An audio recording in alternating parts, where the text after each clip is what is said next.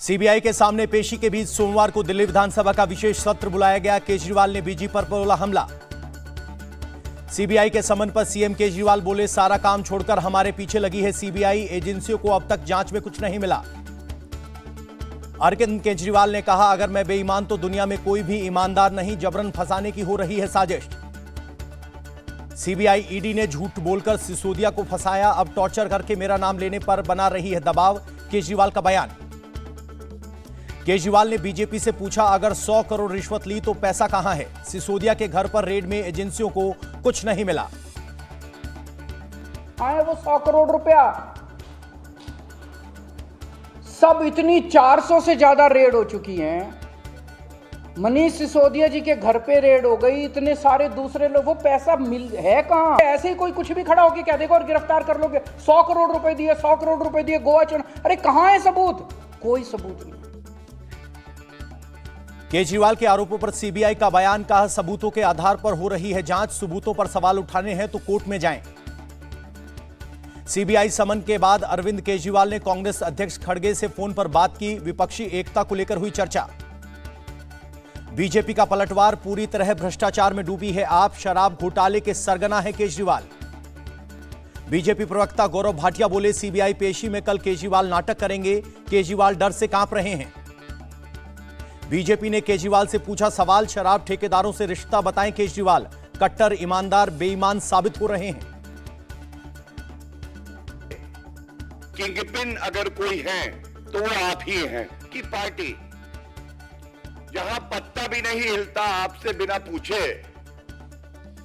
तो ये जो शराब घोटाला हुआ है ये आपके इशारे के बिना कैसे हो जाएगा?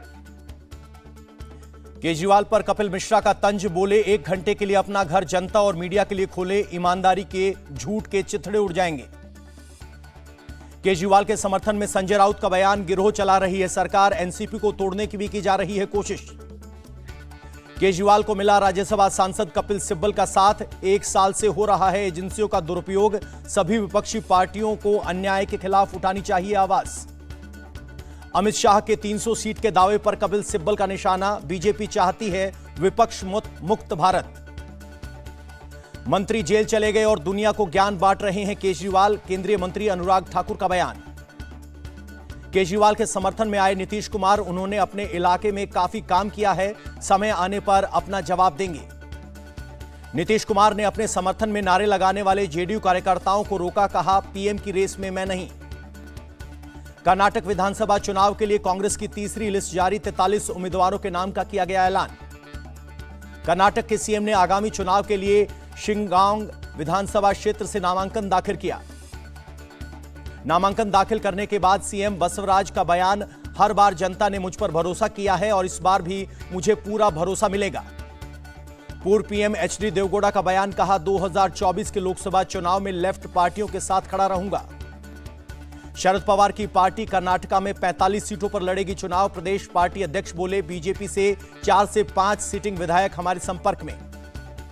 केंद्रीय मंत्री अनुराग ठाकुर का राहुल गांधी पर तंज, राहुल ने 2018 में कोर्ट से लिखित रूप में माफी मांगी थी और आज कहते हैं गांधी माफी नहीं मांगते। अनुराग ठाकुर ने कहा, केवल राहुल गांधी नहीं, उनके परनाना पंडित नेहरू ने भी नाभा जेल में रहते हुए माफी मांगी थी। राजस्थान में पायलट विवाद के बीच कांग्रेस का एक्शन प्लान, सभी विधायकों से 1-to-1 संवाद करेगी कांग्रेस।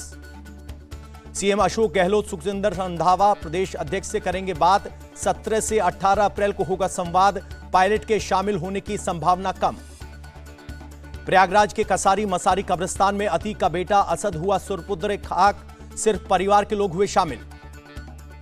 सीधे कब्रिस्तान ले जाया गया असद का शव, अंतिम संस्कार की पुलिस ने करवाई वीडियोग्राफी। कब्रिस्तान के आसपास सुरक्षा के पुख्ता इंतजाम, ड्रोन से रखी गई निगरानी। सभी गलियों को पुलिस ने पूरी तरीके से यहां पर पैक कर दिया है और किसी भी स्थिति में स्थिति ना खराब हो इसके लिए यहां पर जबरदस्त इंतजाम किए गए।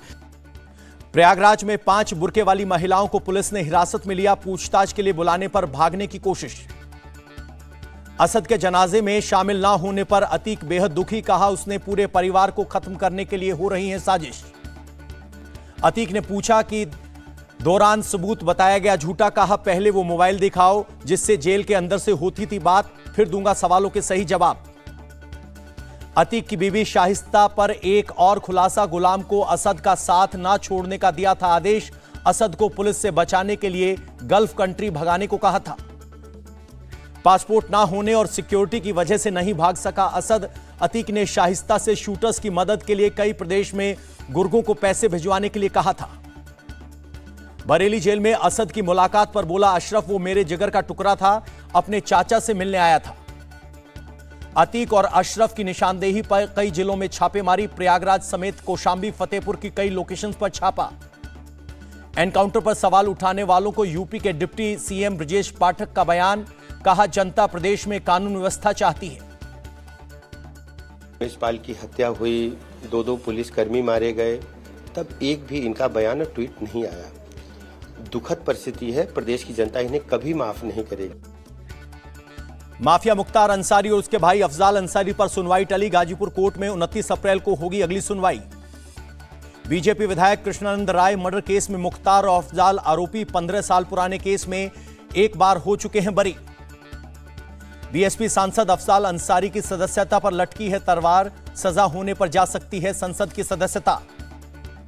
वर्ल्ड बैंक के कार्यक्रम में बोले पीएम मोदी, लाइफ मेरे दिल से जुड़ा मुद्दा है, मिशन को ग्लोबल होता देख हो रही है खुशी।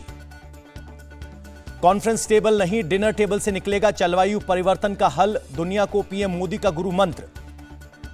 पीएम मोदी ने कहा जब चर्चा की मेज से डिनर टेबल पर जाते हैं विचार तो बन जाता है जन आंदोलन।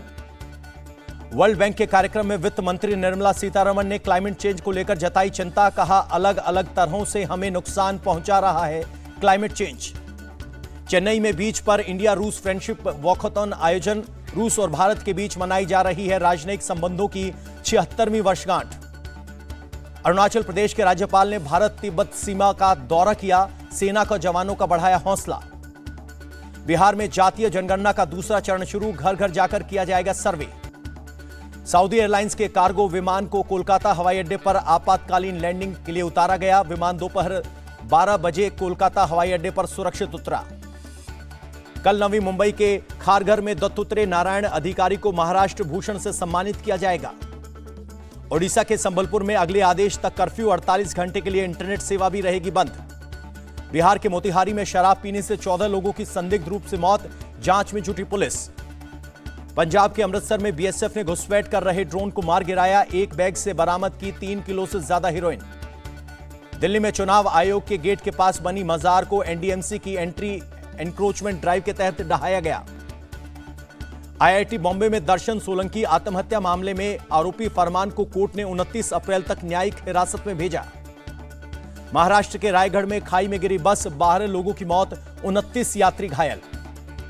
खोपोली इलाके में हुआ हादसा, राहत और बचाव का काम जारी, पुणे से मुंबई जा रही थी बस।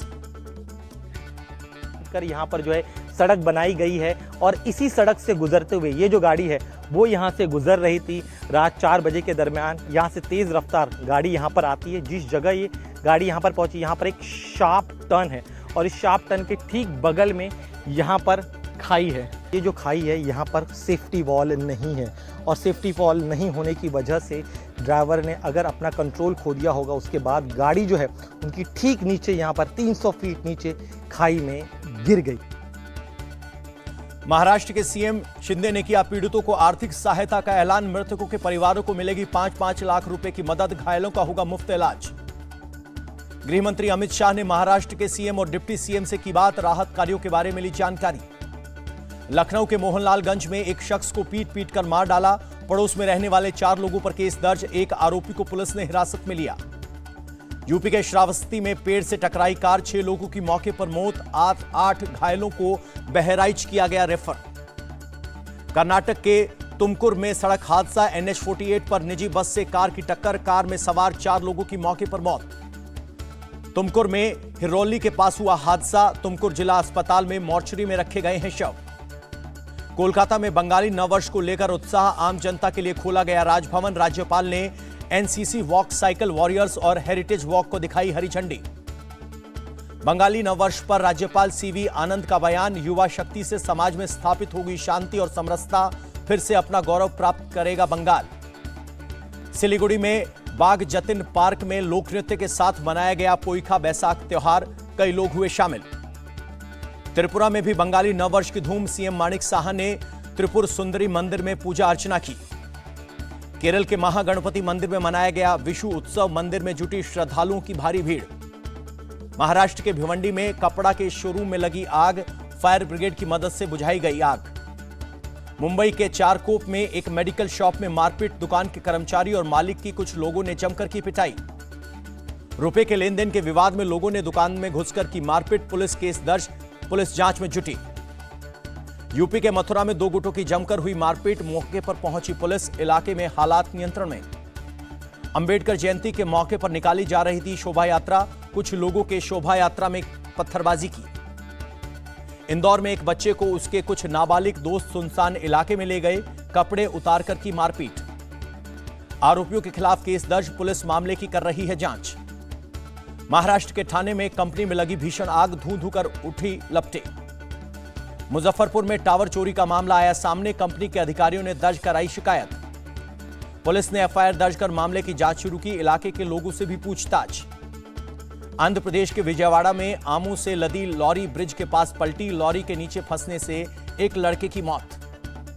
भारत में कोरोना के 24 घंटों में 10,753 नए केस आए, एक्टिव केस की संख्या हुई 53,720। मेरठ में कोविड के 42 नए केस दर्ज, एक्टिव केसों की संख्या 70 के पार पहुंची। जापान के पीएम फूमियो किशिदा पर हमला, भाषण से पहले फेंका गया बम। पीएम फूमियो किशिदा के सुरक्षा बलों से उन्हें सुरक्षित बाहर निकालने में कामयाब, एक संदिग्ध को सुरक्षा कर्मियों ने लिया हिरासत में। धमाका होते ही रैली में मौजूद लोगों में मची भगदड़, स्मोक या पाइप बम फेंके जाने का अंदेशा।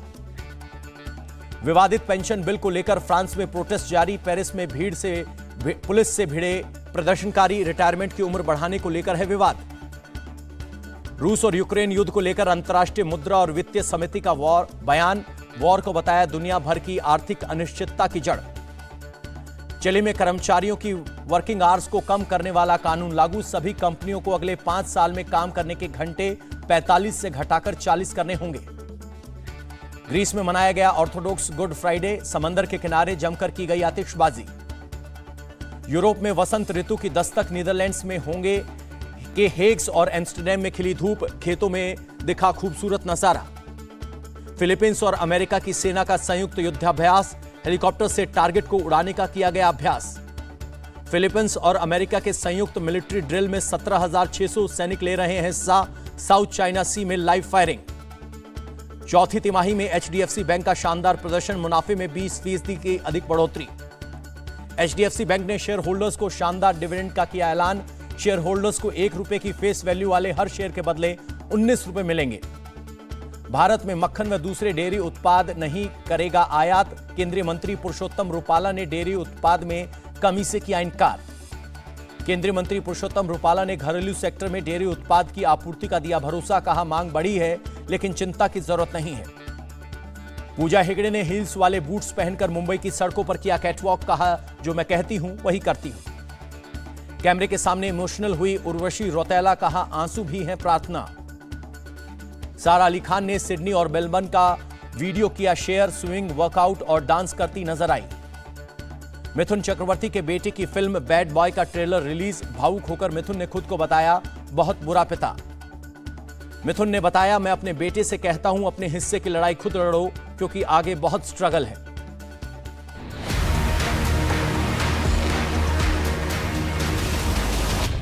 इंडिया टीवी हर वक्त हर जगह डाउनलोड करने के लिए सर्च करें India TV news Google play store या ऐप स्टोर पर।